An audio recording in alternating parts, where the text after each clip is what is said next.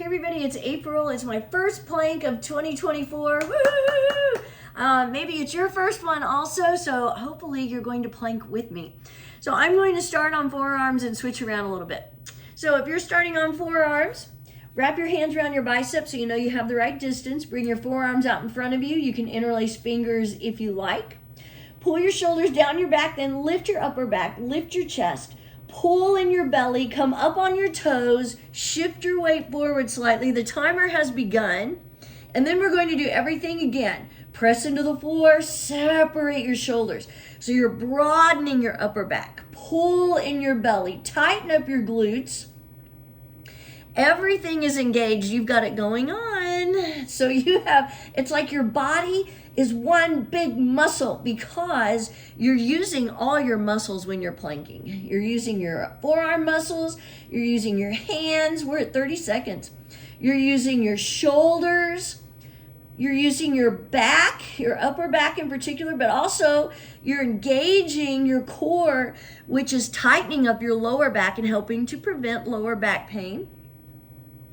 And of course, you're tightening up your abs, which is using everything in that middle section.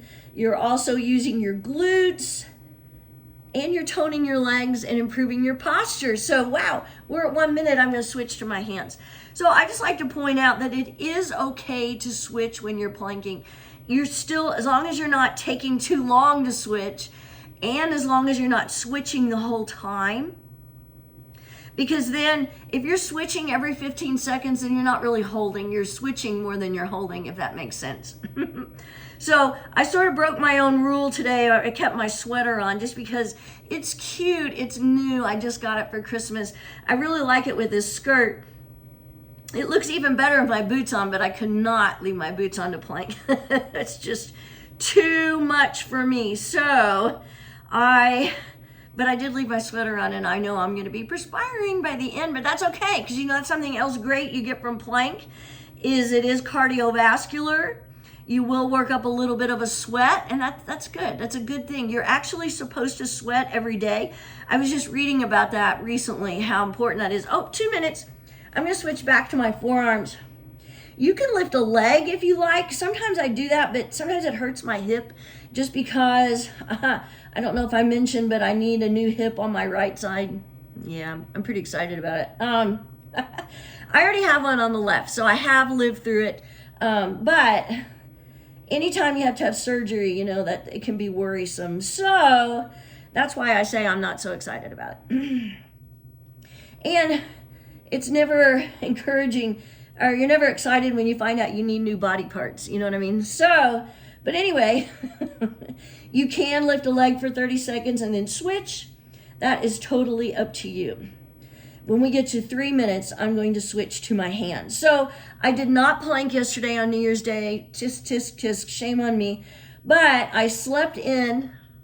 I didn't have a hangover or anything, but we were traveling. We were out of town. 3 minutes, so I'm switching to side plank. Uh-oh, I'm kind of cut off here. But you can see me. You get the idea.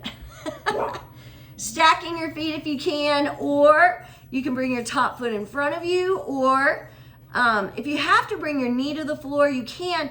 That kind of takes away from the actual hold, but I would encourage you to do that. If it's really hard for you to hold side plank, put your knee down. Keep lifting your hips though. Lift out of that bottom hand because you're still going to get benefits from it. I'm switching sides. We're at 3:30.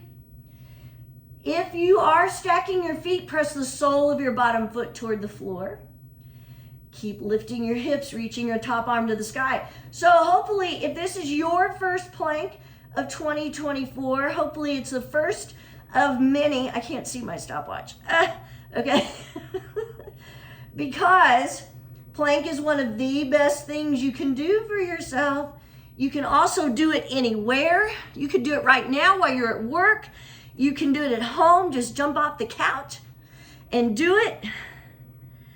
I usually like to do it before lunch, and it's better to do it on an empty stomach rather than a full stomach. I will tell you that, which stands to reason. It's like that for really any exercise. So, and then make a little appointment.